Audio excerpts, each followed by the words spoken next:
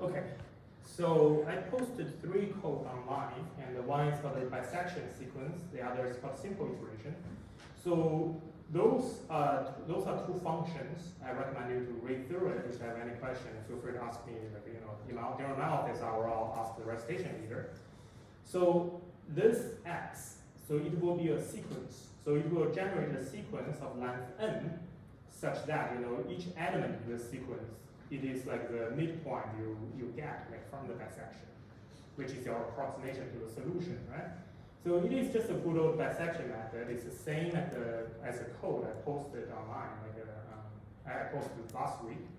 And in this case, I changed the function. I think last week we were trying to find the root of sine x equals 0, but I changed this to the example to that function. So theoretically, if you run this bisection sequence, it should give you a converging sequence to your root. And this n is like, how many bisections you want to run. Let's say I run 20 times. And then you see the result with x. It does converge to 1 very rapidly. And in this case, this is a bisection sequence. And I also have another code that's called the simple iteration. For this simple iteration code, it is just simple iteration. Like I'm using the simple iteration we proposed earlier, is 2 minus x to the power of 1/6. And in this case, you do need to choose a starting point x0. So let's see. So if I run the simple iteration, say I also run 20 times, I choose my x0 to be 1.5. If I run this, you see very rapidly this code converges to x equal to 1, which is our target. So now, if you want to see how fast, how fast does the convergence happen, I made this code called convergence rate. In this code, it can help you compute what is the mu, so what is that factor, and what is the rho, what is the rate of convergence automatically. However, I do recommend you to look into this code and see every part works. Especially here, I used linear regression, to try to find the asymptotic rate of convergence. So before I run this code, I just want to briefly explain to you how this type of thing works. So let's say your epsilon k, this is your bounding sequence, right? So it usually equals to maybe epsilon naught times a factor q. Actually, I can just use a factor mu. Epsilon naught times mu to the power of k. So this is like if you have something converging linearly, this should be how the bounding sequence looks like, right? So this mu belongs to 0 and 1. So now, pretty much, I have the sequence of the solution. Like in this case, you see I have this sequence x. It's already generated. This is my sequence. And I know the limit. So this epsilon should be the absolute value between x minus 1. Because it's a difference, right? Difference between the limit and my sequence.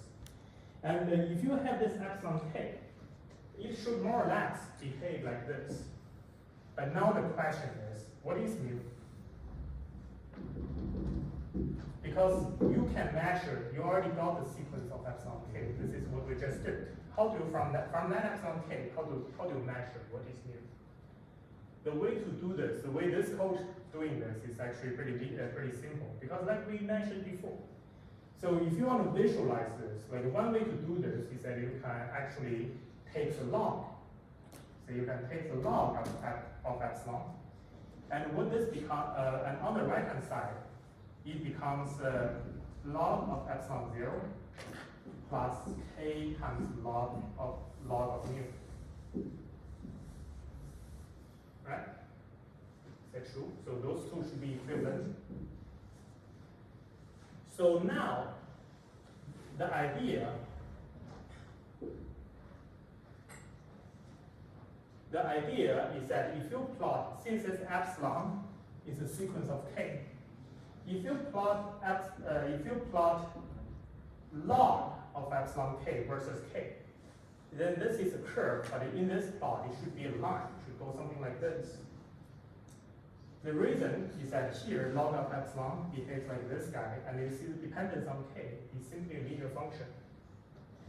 So for this line, what is its slope? This is a lot of mu, right?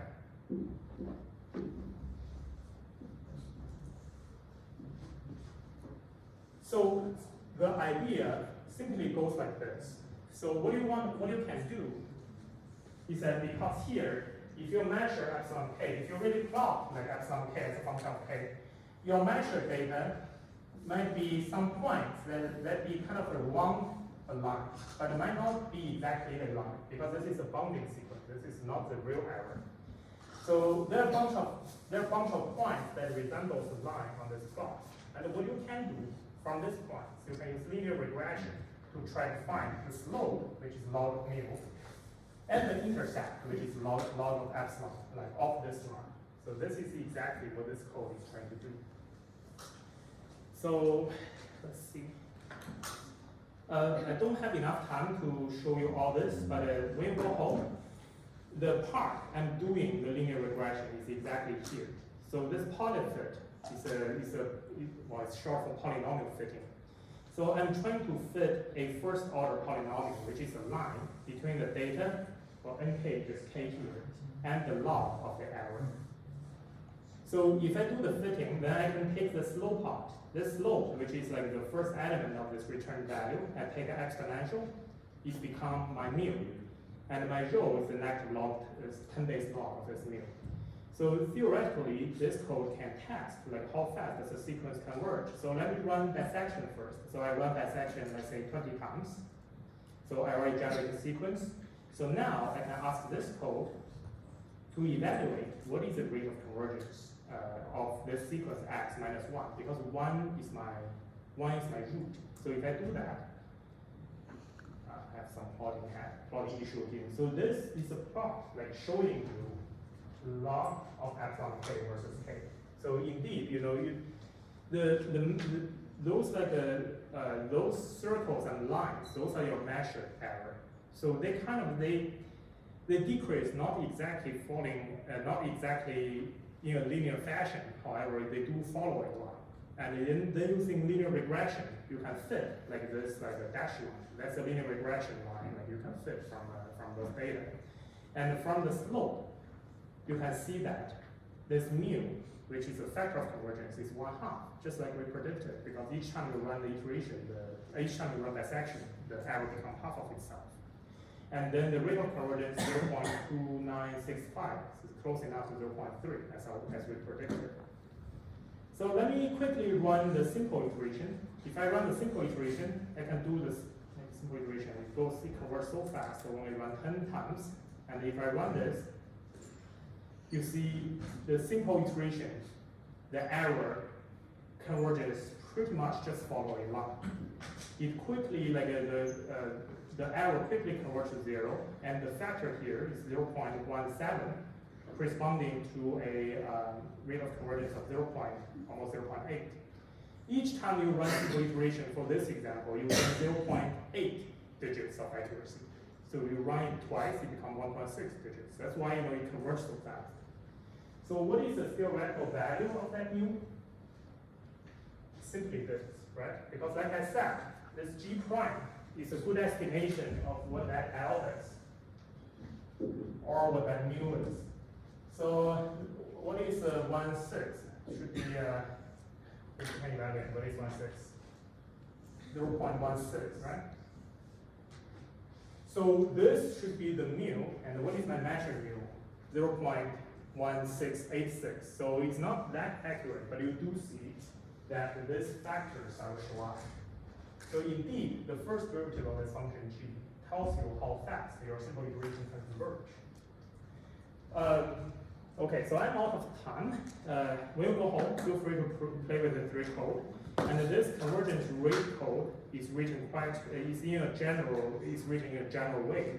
So if you have other numerical method, you can also put in the converging sequence, put in the error, and see what is the rate of convergence. Okay, so play with it, and then if you have questions, I'll explain more if you come to the office hour. By the way, I will send out a survey this weekend for a new office hour because my old office hour I think is inconvenient for many of you. So I will send a survey so decide a new time. Okay, that's it for this week. I'll see you next Monday.